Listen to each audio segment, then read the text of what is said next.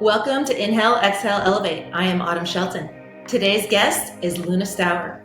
She is Chief Impact Officer at Ispire Vape Technology in Los Angeles, previously VP of Business Development.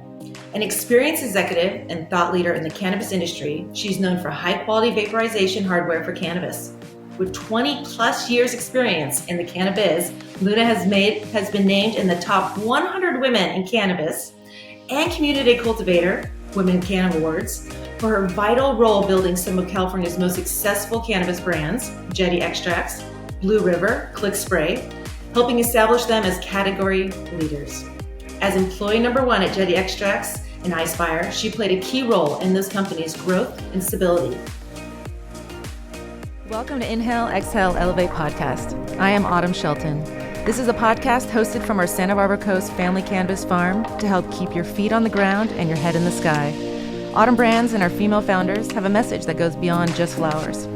Learn about how our two families created a booming cannabis company that is leading the industry towards cleaner and more sustainable cannabis production. We aspire to move beyond strictly cannabis to help plant medicine lose the stoner stigma as we talk about all things holistic health. Welcome, Luna. Thank you so much for having me. So great to be here. I'm so excited. Yeah, likewise. Awesome. This has been a long time coming. This is a special moment. Yay! Okay, well, let's jump in. So, Luna, can you tell us how you got into cannabis and what brought you to this journey? I love cannabis. It's been in my life, my whole life. I grew up here in the Bay Area in California. And in 1996, I was in middle school and we legalized, and I was around the growing of it. I sold it and smoked it from the time I was 11. And so it's always been in my life since the beginning. I went to UC Santa Cruz and was part of Students for Sensible Drug Policy and NORML, and have been an activist all throughout my career in teaching. I got my master's in teaching and taught in public schools and jails for many years, and got into cannabis more formally about 8 years ago with Jetty Extracts and helped build them up. So really, it's been a plant medicine journey as a patient too. I have fibromyalgia and degenerative joint disease, and struggle with the same thing everyone else does, which is, a discontent with some existential questions and a need for a meditative state that helps equilibrium come to me and creativity come to me. So seeing how it's changed the life of veterans and seeing how the drug war has impacted communities of color, it's been, something that was so personal that's now become very political for me.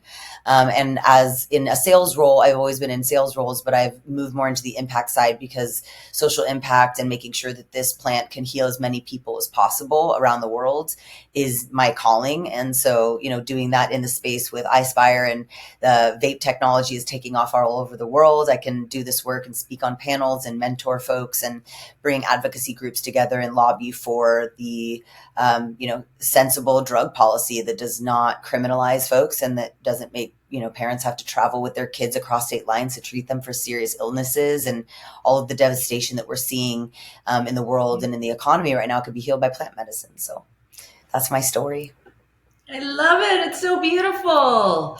And and your role, social impact, I don't think that's a job that we think of when we're kids, that we're going to grow up and be a social impact. I love that. Can you tell me more? It's so funny you say that. I say that all the time. I'm like, if you could have told, I'm like, did I make out of thin air my dream job? Like, I even got to make up my title. This is, impact to me. The reason why I like it is it's not just the call to action or the naming of the problem, it's the solution and the modeling of it. So it's how we show up, the messaging that we're creating to normalize and destigmatize, how we're including certain voices into the space and what we're protecting, whether it's breeders or legacy culture. I think that the impact side means that you have to show that something's happening. Impact is also on the revenue side, right? It's these things that I'm doing also create ROI. People see, and trust the brand more if they know that I go so hard for this brand and I go so hard for this plant. It helps build trust, which is, I'm speaking next week at NECAN, and my whole presentation is on how love is lucrative. And there's so much data that shows that when you put true, authentic action behind the vision statement of your company, consumers and B2B clients alike notice this. And the loyalty is big, both on the consumer and brand loyalty, but also on this, this internal, your internal clients or your staff, the morale, the turnover, the satisfaction. It relates to, do they feel like they're working for a company that's actually standing behind the things that it says it does in their hiring, training, everything about how their business plan looks. Are they embedding that into the DNA of where that's coming from, or are they thinking of it as an afterthought? It's like an obligatory, just check the CSR box or the DEI box for the optics of it, but what's the real dynamic in the company? Instead of it being about identity politics or virtue signaling, how we show up. We're not just doing it during Queer Pride Month and Black History Month and Hanukkah and doing all these things to just like show that we care, where we actually celebrate each other in the way that we show up in the market and with each other. So that's been a really beautiful way for me to be able to come from that and go around the world and actually share what I've seen in the past 30 years of regulatory frameworks in California, medical and now recreational for the past, a better part of a decade. We're looking at, a lot of experience that we need to share with people that are coming online, like Portugal and Brazil and Colombia. And, there's a lot of places, Thailand, Australia, people are looking to us and modeling and copying and pasting some things that, in a lot of ways didn't really work. So, we got to be good stewards of this, because we've seen what happens when you don't. It can be very destructive. So you mentioned you have a master's in education, and you went to schools. Can you how would you advise parents and schools now that we're about to see Schedule 1 go to Schedule 3, and so the conversation is about to seriously change here, for families, for schools, and education? What would be your recommendation to parents, and how to communicate with kids and children Love about this cannabis? question. Haven't gotten this question before, and I feel like it's fabulous. It's actually pretty simple in my opinion. The conversations with children in general that need to be had is, if you are sitting at the breakfast table and your mom is taking her blood pressure medicine, your dad is having some, whiskey in his coffee, and your 18-year-old brother is rolling up a joint or packing a vaporizer, a dry herb vape, or is getting ready to consume his edible, his cannabis. There should be no difference in the way that you perceive those things. Maybe that in that example, maybe not the breakfast table. It sounds like dad's a little bit has a substance abuse thing, maybe. But you know what I'm saying? Maybe let's say at the end of the day, when they're winding down, dad has his whiskey, mom has her wine, and your older brother or sister might be consuming cannabis. They are each consenting adults, or medical would be 18, obviously 21, ideally in that messaging. It's just you're not saying it's. Am I telling you to also drink the glass of wine? No. Am I saying that it's okay for you to also have the glass of whiskey? No. It's also not okay for you yet, because another thing I used to teach my kids too is all of the ways that it impacts your ability to focus. If they wanted to go to a good school, they are not going to be able to play sports. They could lose their scholarships. Also, it can stunt their growth at an early age, unless they're really using it medically. Obviously, it's a pro, if they're having seizures, and I would even joke with some of the older kids. I said, and it reduces sperm count, so if you want to be a father, this can impact your life. And, you do it in a respectful way. You have to talk to these kids like they're human beings. They don't want to be babied. But just be authentic about it. Say, this thing is for adults, and we can talk about it in a way that's not disparaging, where it doesn't mean that you're a loser, that some people, there's a lot of programming out there to expose children to, of real life videos of grand mal seizures being stopped with cannabis. That's all you need to show them. It doesn't need to be a deep conversation about all the ways that people use it, for lube during sexual intercourse, or suppositories for anal, like prostate cancer and things like that. They don't need to know all of that. If they want to become a bud tender when they're older, they can, the internet's there, they can do that. But our responsibility as adults is just to destigmatize it, say that there should be no judgment around it. And it's also not good for you.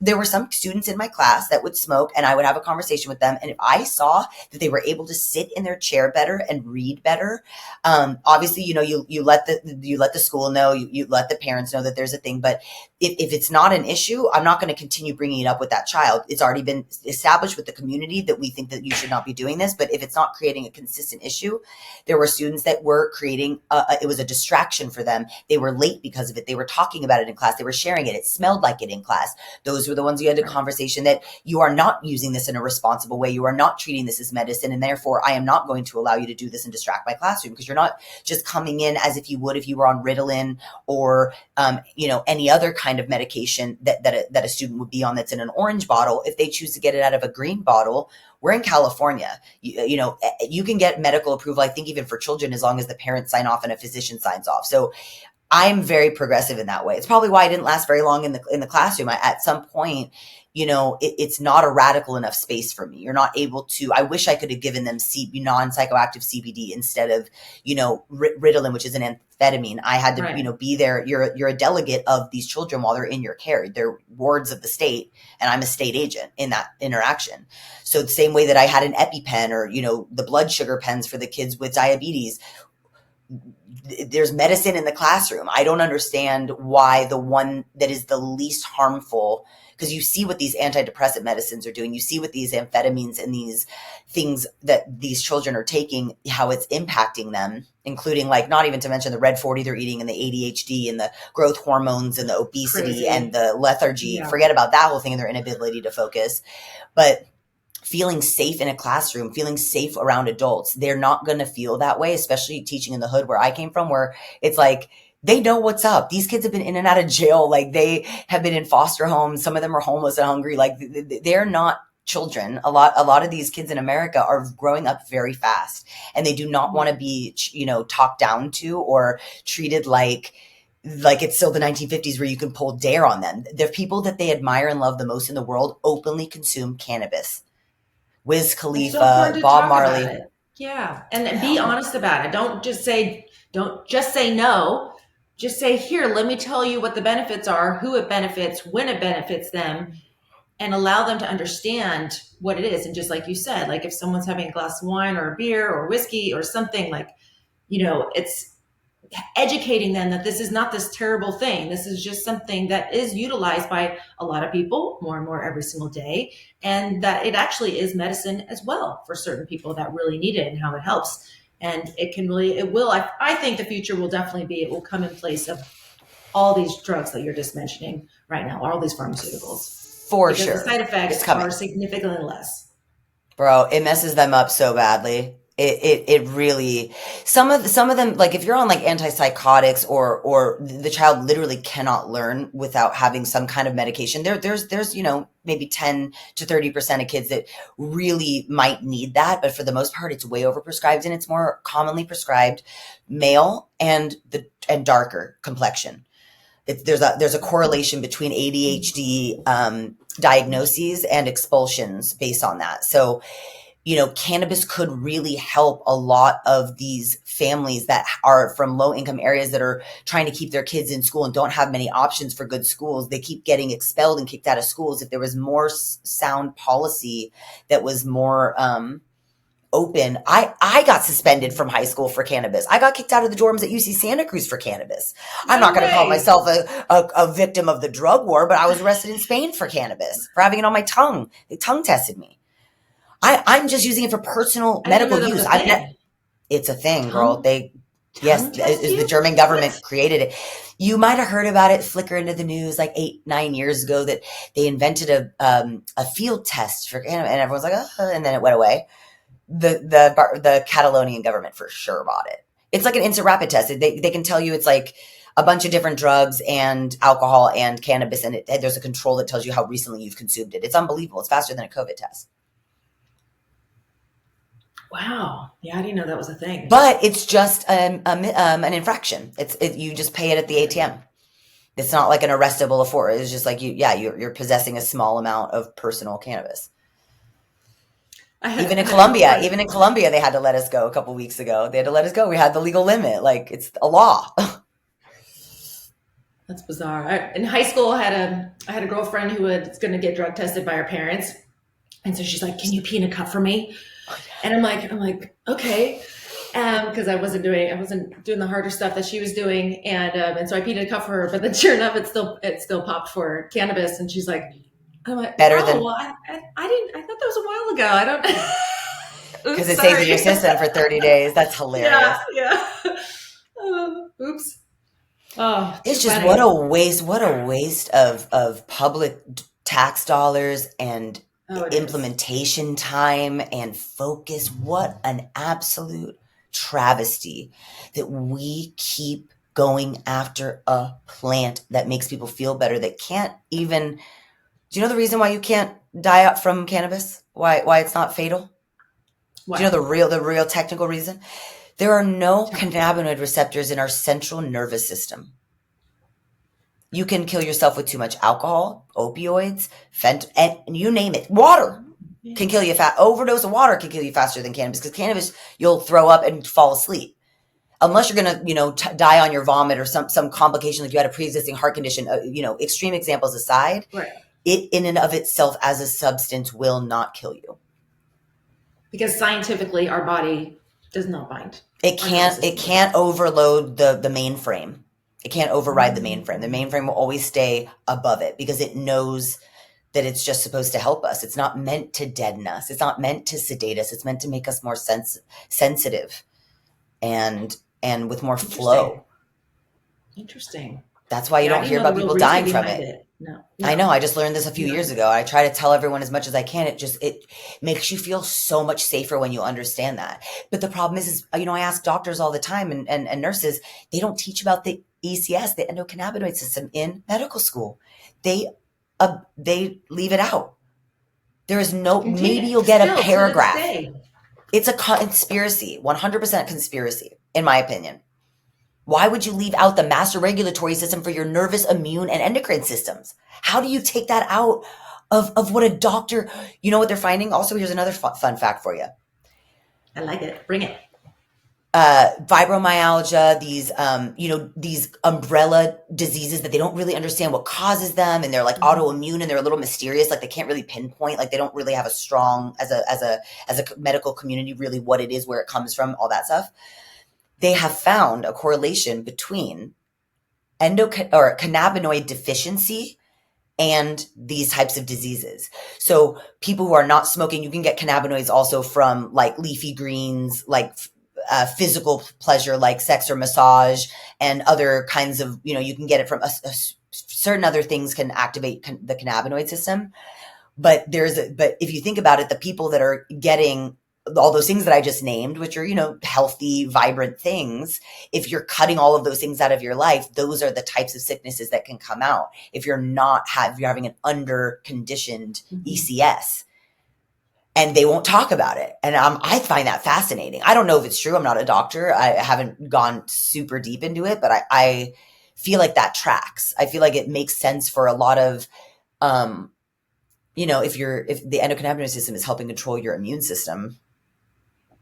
We've just been blocked from so much research and information and Well, scientific hopefully data, now, and Schedule 3, hopefully this, hopefully now. yeah, fingers We're way crossed. behind. Like Israel, like Argentina, like all these places have like decades of clinical trials. That like a real, like Israel doesn't mess around with their level. Like their EU GMP, their highest level. They're like the Germans, very strict, very like solid with their data. And the United States still won't accept any of it. They're like, we want to do it ourselves. It's like, you're not going to look to the Israelis and the Germans that already Yeah, have this stuff for that is decades and decades, and it's not decades. anecdotal, it's actual science. Like we're becoming very, I feel like part of prohibition in the United States is because America tends to be and more anti-science, anti-data. We go by knee-jerk reaction, emotion, Hmm. profit, and shiny dopamine pings. It's not thoughtful research. Like we're not conscious of when we're being lied to, or sometimes maybe we want to be lied to. That's the other thing. In this like kind of dystopian, like late stage capitalism, I feel like some people kind of just want to give up to like the cyborg overlords and let it take over, which, it makes sense. It's kind of why cannabis does so well. That's we help people reconnect with the natural world and each other. So it kind of brings back our joy during times of strife and, Well, it's in really all easy these war to torn countries. go on the internet and just search whatever your view is and whatever you want to believe. You can go find it on the internet. Yep. That's gonna really validate whatever it is. in It's a made to do positive or that. negative way, whatever. Yeah, it's made to do that. It's like it Which opens up is the rabbit hole huge. And so, yeah, people keep going down, down, down, and don't really look for what the truth truly is. But I feel like we're starting slowly to get there. But I mean, is it going to be another 40 years before we're really Well, there? this is why I believe that, you know, cannabis is a consciousness raising substance. I never say there's good or bad drugs. I don't buy into that dichotomy. I have my own kind of personal judgments that I'm working through, but in general, you know, there are vibrations to each substance, and some substances make you more collaborative, compassionate, present, and productive, and some of them make you more desperate, competitive, aggressive, and inauthentic or compromised. And that's just the nature of the plant. It's not even judging the plants. It's just, I'm 40 years old. I've seen how these substances work in people's lives and in their bodies. And I see how certain uppers and certain sedatives can really ruin a good time, for lack of a better word.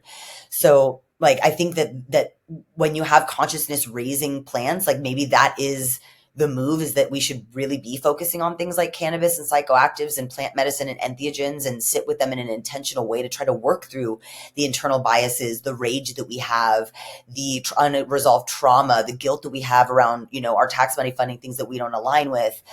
There's a lot of trauma in American society, and you've seen through COVID, cannabis really floated the economy. We were considered essential workers for depression. Domestic abuse was skyrocketing. People lost their jobs. They were sitting around not being able to hang out with their friends anymore. They had to like have an escape, and we offered them that. And so we have proof of concept now that the cannabis industry can actually look to as data and say, when people are feeling overwhelmed, this is one of the only ways to get creative and euphoric and get that good night's sleep that helps you make better decisions to improve in an economic collapse, or this, you know, collective depression that everyone is, you know, ebbing in and out of. I don't want to make it sound like doomsday. The world is a beautiful place, and there's more good people than bad, and more positivity than negative.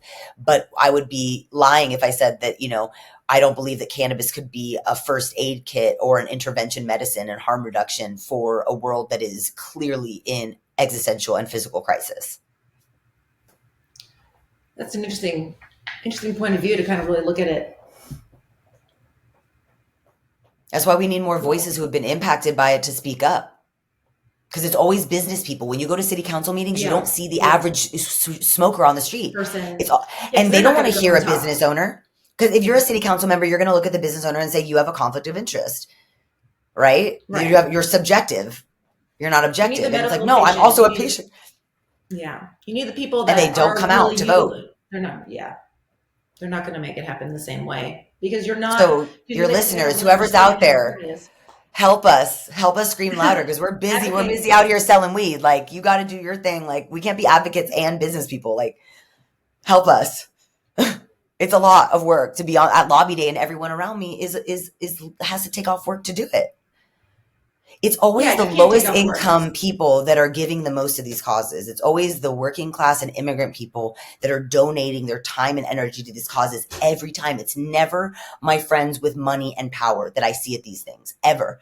It's the activists, it's the advocates, it's the pro bono lawyers, it's the brand reps that only get paid on commission, and they're not out selling to a store that day, so they ain't getting paid anything. They're having to drive to Sacramento, pay for parking, wear a nice suit, take a senator out to lunch, or like bring lunch to the, it's you don't see, you know, the average. Hard to do all of it. Like I mean, I was somebody that like wears so many hats, and I'm, you know, and I'm politically out there, but I'm also trying to like run the company and do the marketing and do all these other things. But you pay for people to do it, though. You might not do it, but you made enough money to earmark advocacy in your brand. You were just telling me you have people that are advocating for you. That's the beauty. You don't have to do it, but you cared about it. That's the thing, is you didn't check it off your list. Oh, I'm too busy for that. You said you're too busy for that, and I'm going to put everything I've been too busy working for that for. Not many people spend money on advocacy. Bless you, Autumn, for doing that, for including impact in your business plan. If you don't, then what are you doing in this industry? If not, everyone needs to pitch in. Yeah, no, I agree. Or else no one has anything. Let's go back to your role at Ispire Vape Technology as Chief Impact Officer. Can you give me a little more? We touched on it a little bit, but let's hear more about that. I'm so blessed to be in a position to do things like this with you and speak my mind and my heart about the state of affairs. And this has been it'll be 4 years in September. I've been selling vape cartridges and vaporizers for a decade now. It's been 10 years since I started in the retail space and now in the B2B space. So I have a lot of experience in seeing the pain points of where people need to move forward in their businesses. And I've noticed a big trend in cartridge fillers because I'm also a cartridge judge for the Emerald Cup and the California State Fair. And so I also see a lot of them and have a lot of friends. I'm just like a hobby vapor as well. I do it on my own time and check it out. And it's been really cool to see how Ispire has been able to come in and do all-in-one filling machines without any caps, because a lot of complaints were coming in about popping, clogging, and contamination. So it's been really cool to be able to give people a way to scale their business in a way that feels like, we have 280E issues, and having automation really helps when you can't write off operations costs or labor costs. That's been really helpful to our clients.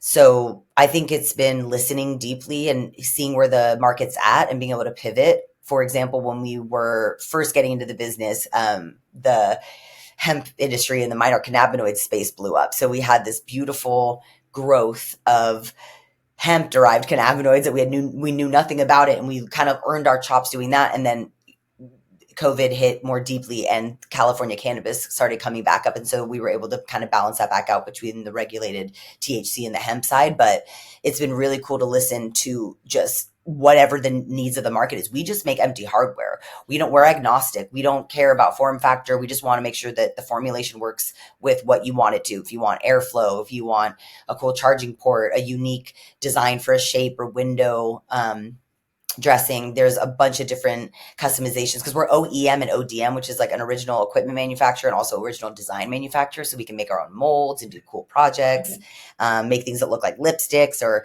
the shape of California. So that's been, on the side of working with a large company to help fund big projects for folks on terms that otherwise wouldn't be able to, has been really cool and unique for me to actually see small businesses be able to grow because of the technology that Ispire has brought to them. And then there's more of the education. What makes Ispire different than like other hardware companies on the market? Good question. Why are they? So in 2009, our founder, Tony Liu, started working on the vertical coil vape pen patent that the entire vape space is built on in e-cig. And in 2013, he founded Ispire, which is one of the world's largest vape manufacturers in Shenzhen. They founded us 4 years ago, Ispire, to start in cannabis and just be like, because there's another company that brought our technology into cannabis that a lot of people know and was kind of basically created the pool for us to all swim in. So Ispire came back in and wanted to work in cannabis specifically. Aspire separated from Ispire when we went public last March. We IPO'd on the NASDAQ, ISPR. It was, very exciting. We had to kind of say goodbye to our consumer-facing cannabis line and just focus on the empty hardware for, we do cannabis, hemp, and nicotine. Whoever comes to us and needs a vaporizer, we work with them and support them equally. And it's been really a magical journey to watch how much we've been able to do in the few years that we've been around. Our team is incredible, and it's a lot easier to work with a Los Angeles-based team than having to be on WeChat with China in the middle of the night. There's a big time difference in language and culture difference, and having a real homegrown folks that are OGs in the industry who've been around for a long time, helping manage these accounts and these big launches like vape brands. I mean, it's really, really hard to. It's not an easy category. There's a lot of moving parts. Yeah. It's not for the weak of heart or faint of heart. And we've just been doing it the longest because it was our technology that everything was built on. So it's a fun space to be in because I personally like vaping. I think it's a lot safer for me personally and also for travel. The discretion and the lack of combustion for me is incredible. There's, reasons why I prefer flower to it for some reasons, like, in different, it's just one tool in the tool belt. We never say like everyone needs to like become a vapor, but it's really nice in certain situations. Even people who don't vape that much will be like so stoked when I have a vape, like we're somewhere where they can't smoke and I can vape, and they're like, they never could, like they'll talk kind of like, I don't know about the, vaping yet. And then when I have it, they want situation it. occurs. that's when you know that it's like, it's not, you don't have to be, a proselytizer. You don't have to like wear, Ispire on your shirt and shout it out from the rooftops like I do. But I think that it's important for us to acknowledge people with mobility issues, insomniacs that want to reach over and just medicate without having to get out of bed. There's a lot of people that don't have the privilege of being able to like sit there and roll up really high quality weed and rosin and all these things that us connoisseurs like to do. If they just need a little distillate pen and they're in North Dakota and they don't have any access, they might need to go get some psychoactive hemp out of a vape pen. And I'm trying to be very open and not judge anyone, because prohibition is the one that, if you have a problem with psychoactives or whatever, talk to prohibition, because that's creating whatever negative things that are happening in the market is because of prohibition. So take it up with them, not the hemp producers, not the HHC producers. Like, we can have our own opinions about it, but at the end of the day, access to psychoactive cannabinoids is a human right. And whatever harm reduction methods that we have to get there, even if it's these terribly unregulated situations, I believe in harm reduction, and I believe in people having access to medicine, even if it's not our ideal, or we consider it, some people consider it not authentic or not real. I'm switching back. I was speaking Spanish for the last 2 weeks, so I keep wanting to speak Spanish. You can tell me speaking Spanish to make me like. Ay, mami chula. Lo siento. Increíble. It's that plant. And it's an incredible plan. It is. The prohibition of it overall has caused, so many issues for so long. And now we're having the internal hemp versus cannabis, conundrum as well. And if it would just like be completely intoxicating hemp or intoxicating cannabinoids is just illegal across all 50 states, then we wouldn't be in this. And the whole thing was just regulated as one thing. And that's what, because it is one thing. Separate it. It is one thing. But you can't have one thing being able to have intoxicating and then you're forcing all these other people to pay all these taxes, regulations, and everything. So that's a good point. We got to find this balance to make sure that everybody's, able to run a legitimate business, on the level playing field. So, I mean, that's really what we have to get to as well. Yeah, and are seen. Like, these communities want to be heard. Like, that's the other thing, is there's no real way for these voices they're on, like, siloed WhatsApp chats and Instagram comment feeds and Reddit threads. Like, that's why I really like lobbying. I've been lobbying I've been to Sacramento twice and DC once, and it has been so cathartic to get in front of someone whose job it is to listen to how you feel as a business person and a patient. And I'm like, wow, I could do this all day. It felt so nice to be like, yeah, I pay you to literally and the one thing I learned about lobbying, which I never knew, and this is for anyone, I didn't know this, I swear, and I've been an activist, I've been an on-the-ground activist for a long time, never knew that you could walk in without an appointment and get a senator if it's at the right time. Like, anyone can just walk into any of these public buildings and walk right into their like actual office. And the number one thing, in DC? Were you able to DC and Sacramento. Ideally, Sacramento's a little bit more crazy about their timing of their schedule. DC was kind of a free for all. Sac, they like, if you have, they're pretty punctual, but you can still like catch them in the hallway. It's all about what happens to the hallways.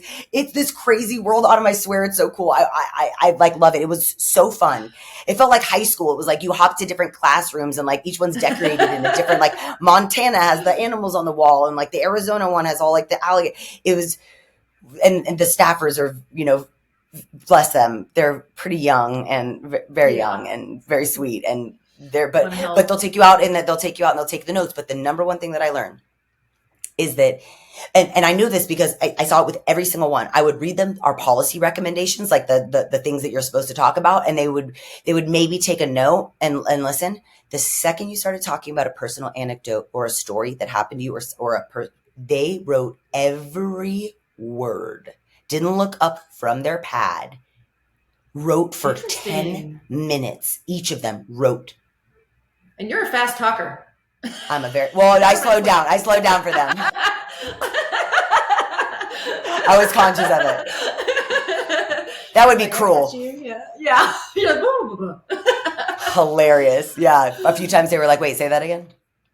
I've done a lot at the local level with board of supervisors and planning commissioners, but I've never done and congressmen, but that was more prepared. So right, this is a different world to be in DC. Same. And yeah, it's totally different. So you're not like waiting in line in a big room. Yeah, it was so Yeah. fun. It actually was really fun, and it's free. Anyone can do it. You don't have to pay to do it. You just have to show up and care and know what your talking points are. And Yeah. for me, I was sharing about like my friends who are security guards that have gotten shot outside of dispensaries here in Oakland. I'm like, I'm tired of this. Yeah. And they're like, I'm so sorry. I'm Different like, yeah, me problem. too. Like, I'm tired of my all my friends who have put all of their parents' money and their whole life savings and their kids' college money into a dream. And then the DCC changes the font on something and the $250,000 that they all put into it, it's, got dead in the packaging before it even launches. Like, it's just, it's not a good look. No, So we need I can't. regulations, and we need to regulate ourselves. That's Absolutely. what we're doing. Because in the vape space, we don't have regulations. We have to create our own. That's why Angela and I work together. All of the competitors in the vape space, we all talk to each other because we need to make sure that everyone's going to be safe and not hurting anyone or each other. Or like, it's a serious thing to be in. It's a big responsibility to be in vape. So we like look out for each other, make sure that we're all doing the right thing and keeping each other accountable. It's super important, but we're not being asked to do that by the government. I mean, that's an entire different segment, that I deal with on the flower side or on the health and wellness kind of side of products. So it's something that you really have to also be forward thinking and safety and consumer awareness and how that really functions. Because that is one element that can get a little tricky with kids and as well. And I know that's a problem. And we tried our hand in the vape. Literally launched it the month before the vape crisis hit. And then like 5 months later, they changed the labeling requirements and we had to take everything back, relabel everything, and put the little symbol on every single little vape cart. And after that, we're like, okay, we're going to take a little break. If I had $1 for every time I heard that story. That's why it's funny. It's why it's funny that was my Oh, example, because yeah. it's that common. Yeah. Oi, girl, I'm so I can laugh now sorry. about it. Hey, that's why I It's left. all That's good. why I left Jetty. Yeah. That's because Jetty had to, and it was for really no good reason. It actually wasn't our fault. Like, cannabis shouldn't have gotten hit for that. A volley crisis had nothing to do with the cannabis cartridge industry. It was one city council member in LA that posted on his Facebook and went rogue and was like, "We should ban this," and everyone read that as the city council was going to ban, even though the city council was like, "You don't get to talk like that publicly," and made him retract it. But by then it was too late. That's the real story of what happened with VapeGate. It wasn't an issue with vape. It was because there was a domino effect of scared buyers that didn't want to get stuck purchasing a stack of carts that were going to have to get quarantined or pulled, or if there was going to be a ban, so they wouldn't be able to And it sell it. was vitamin E was a problem too, It was the right? vitamin E And acetate yeah, and the yeah. way that the solvents break down like trap cartridges. Like, it has heavy metals in it. So solvents will eventually at room temperature after a couple months break down the heavy metals in the components. And so that's Sketch. something else like vape technology that was had to work on, right? To make sure that doesn't Oh ever no, I mean occur that's and we been have the that's been safety up in since. the building. Oh yeah, they're all like GMP, ISO. We're working on EU GMP certification. It's like things are done in clean rooms and just like quadruple checked, and it's crazy. Yeah, and everything has to be medical grade or above. They're really crazy about that kind of stuff. I mean, everyone saw all the lawsuits. I mean, go watch Big Vape for everything you need to know about what can go wrong if you're not being careful, and things can still go wrong. We're still manufacturing small electronics in China. I mean, this is a huge engineering feat that everyone's managing pretty well. I think we haven't had any crazy recalls in general in the vape industry. We've been really solid. Yeah, All of our competitors, that's I would, awesome. even everyone who fills with other people's cartridges. I'm like, as long as you're happy and they're safe, like that's cool. Like I want this to be as egalitarian and open as possible. I think that there's a big enough pie for all of us. It's just like a shoe company. It's like someone's an Adidas person, someone's a Nike person. It's like, you don't have to choose Android or iPhone. It doesn't matter. Like it's so personal, and there's enough for all of Right. us. Same thing in California brands like yourself. How many other Yeah. women brands you love and support, and you don't ever feel jealous or worry about crossing lines of No, markets. You're like, this is so fun. I love that love we have it. this diversity. It would be And so boring without it. community. Yeah, Yeah. I yeah, welcome I all of love it. it. We always say it's cooperation, and it makes it worth doing. I wouldn't do it if I didn't have the people that I work with. They're my colleagues. Even if they're considered a competitor, I Yeah, still consider them my colleagues, and I yeah. want to keep it that Well, way. And let's let's go back to you a little personally. So, in recognition of your impact on drug policy and social equity advocacy, you were awarded the Cannabis Culture Advocate of 2021, Best Activist 2023, Most Important Woman in Weed, and Notable Leader 2023 by Green Entrepreneur. Can you tell us how you felt during that time and if it inspired you to do more in cannabis community? I mean, I just love that we are in the mutual recognition club in this space. It is, I love, and it's not a self-congratulatory, like I know some people think that it's pageantry. This is grueling work. And when we acknowledge each other, because I acknowledge people constantly, I shout out people and uplift people all the time. So when people want to give me my flowers, I'll take them because I give them as much as I take them.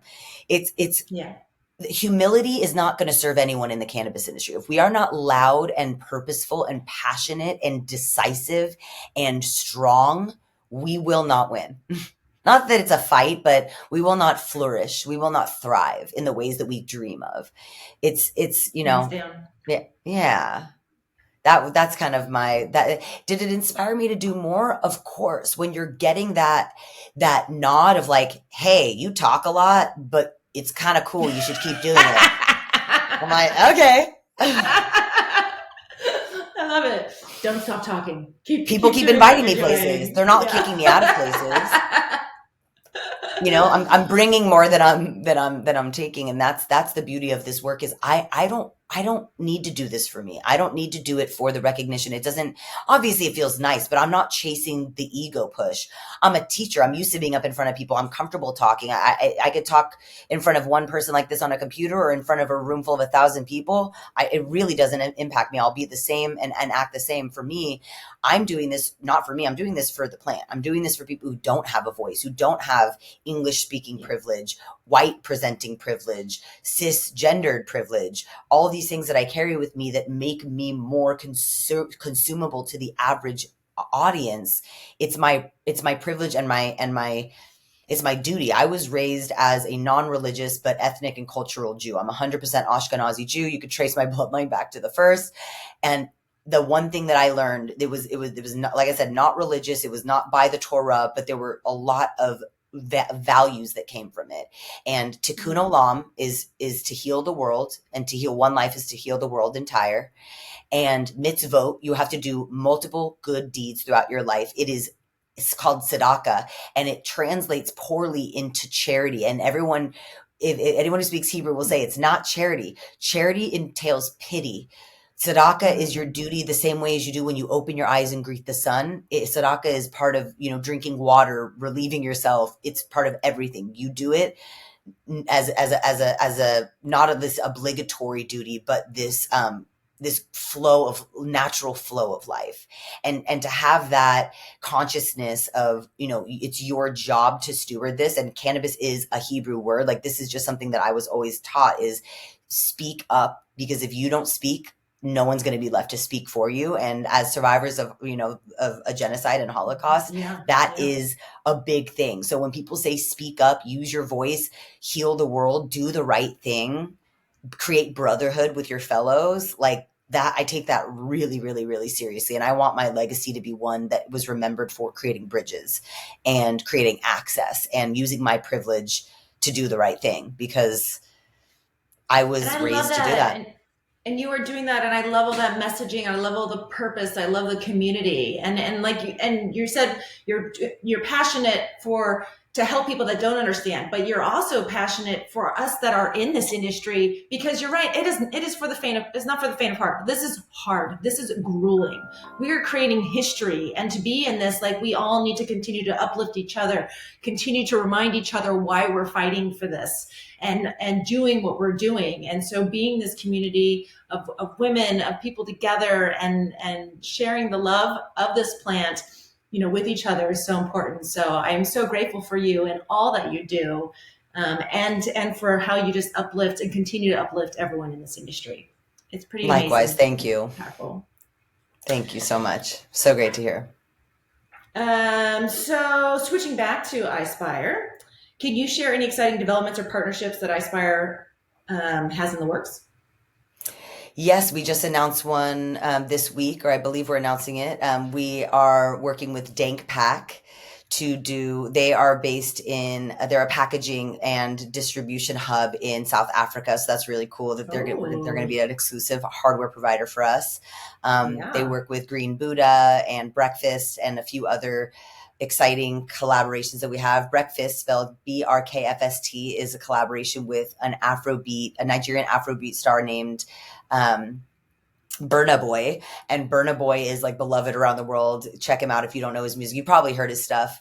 But we just launched in the EU, UK, and 8 different countries in Africa, I believe.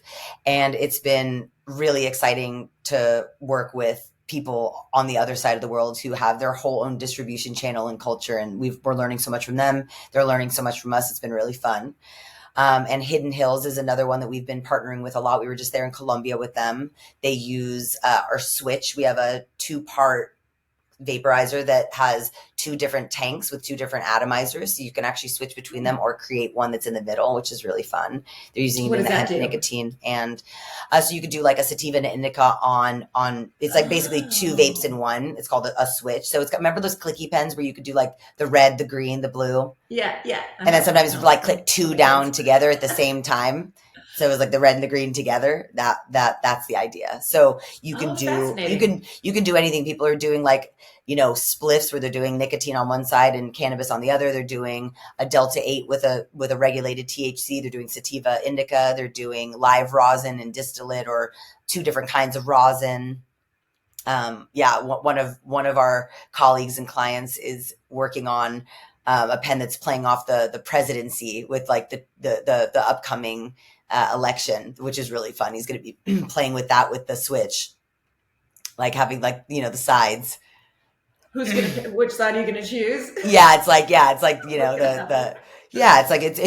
the way that people have been creating with it has been really fun, and it also is part of our all-in-one automated machine that eliminates capping. It's the Ispire One signature series, or the Ispire One series. It's really fun because they can just go wild with it. They can do different kinds of caps and colors, and it's been cool. I can't wait. That sounds exciting. Yeah, it's like a creative lab where people's ideas can come to life, and it almost feels like a nursery where you get to watch people's babies grow up. I know it sounds kind of cheesy, but I mean, when you get these products in your hand, like the one, I don't have it, from Cali Heights, is in the shape of California. When I travel with that, people lose their minds. People are upset, and it fits right in your hand. Like the curvature of California fits the hand. It's wild.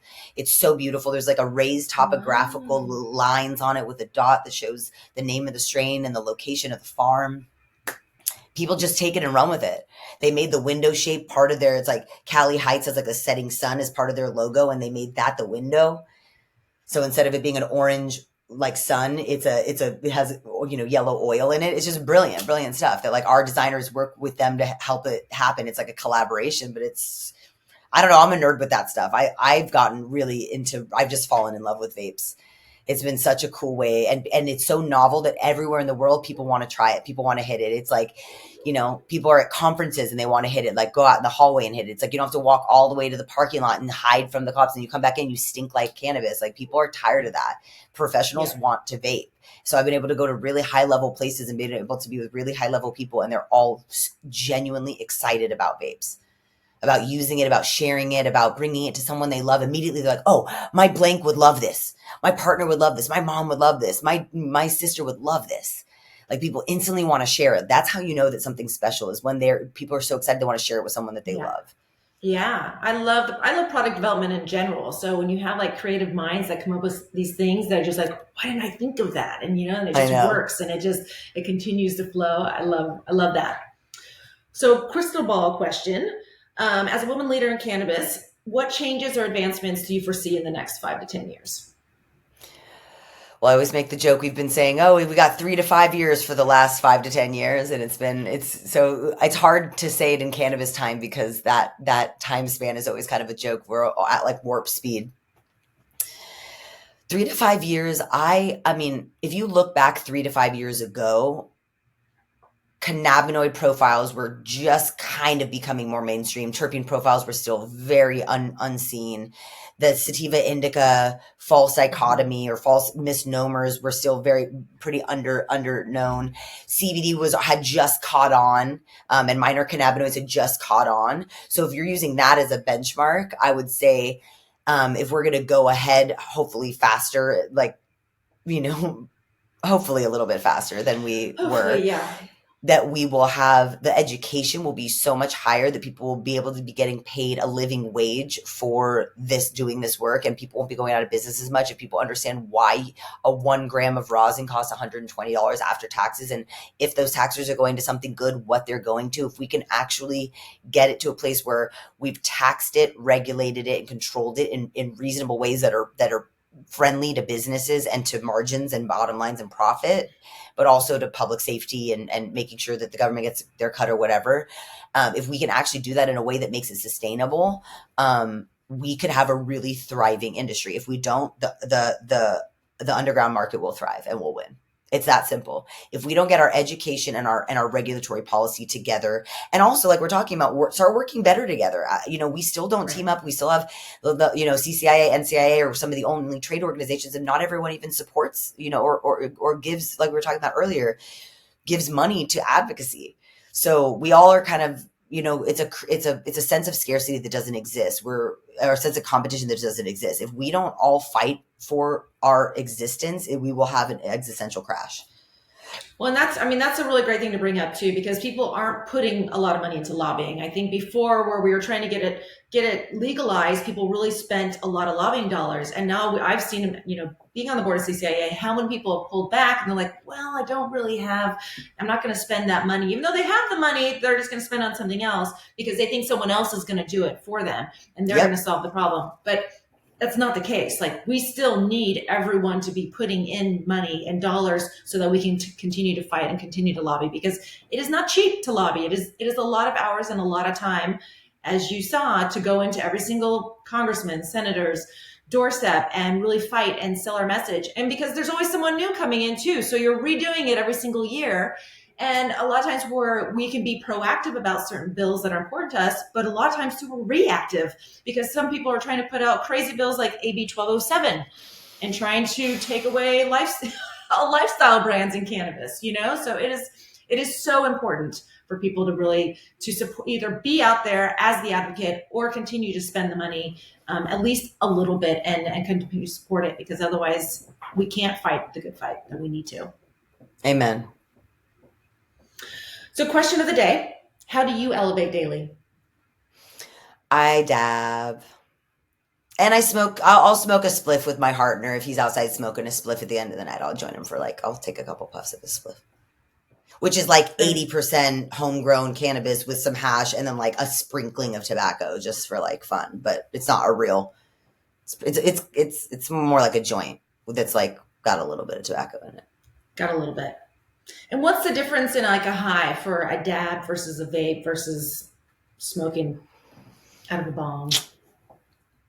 I love dabbing because I can get high quality rosin that is way harder to put in a vape pen. You have to do a lot of things to perfect rosin into a vape pen, whereas anyone can make rosin out of whatever dumps. So I like getting a fat jar and being able to take the size dab that I want. I use it in my Ispire dab rig, which is not a plug because we don't sell them anymore. But if you are interested, Ispire is the new distributor. They created their own brand to sell them. Okay. I still swear by it because it's an all glass airway with no atomizer, no ceramic, so no fire, no combustion, and no convection. It's basically induction heating. That's the main way that it conducts. So I really like it because it's super clean. All you're getting is an all glass airway. So you don't have any, you don't have to suck really hard on it like a bong. There's not a lot of resistance.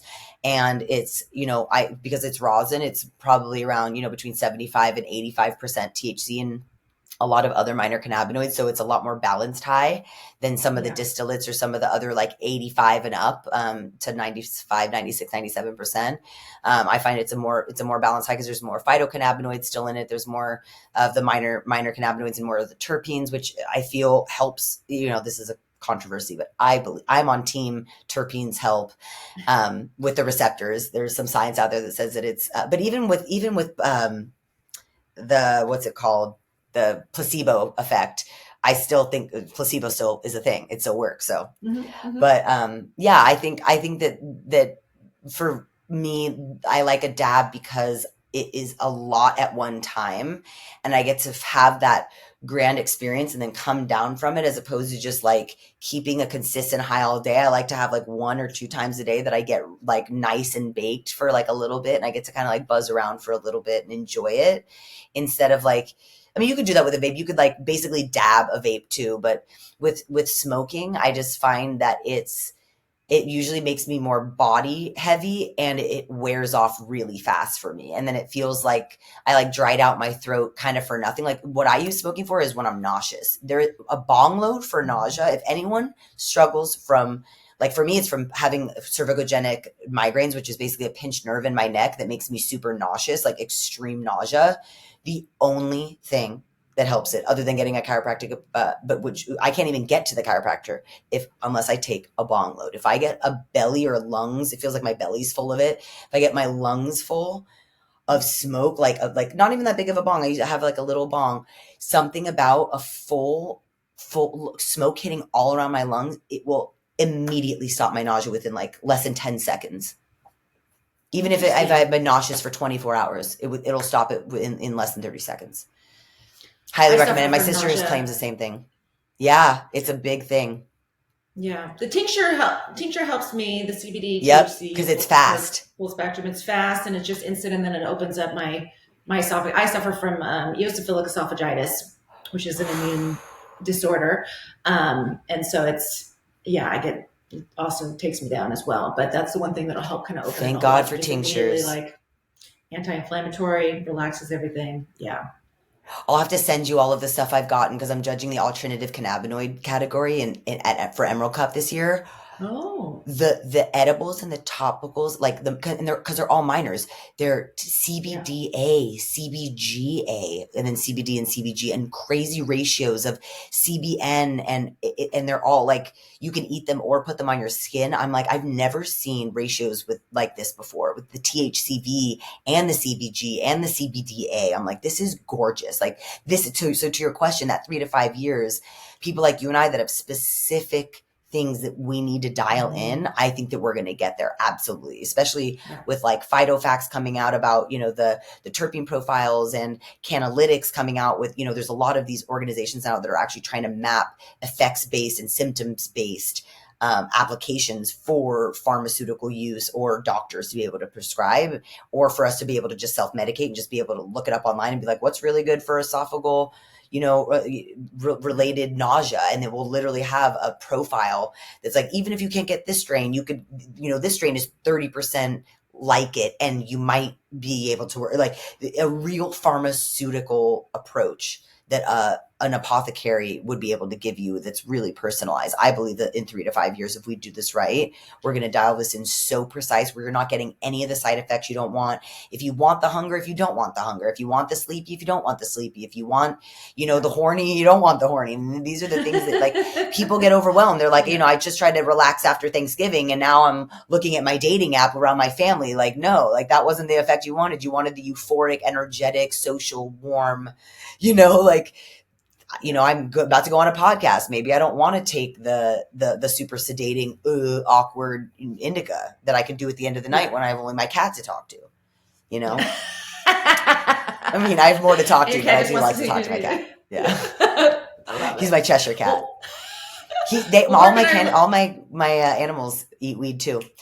You can find my animals at newbase.cat. They have a very cute Instagram.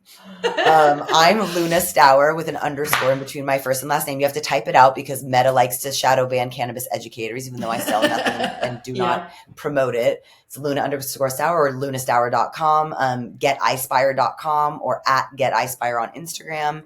And I'm most active on LinkedIn and Instagram.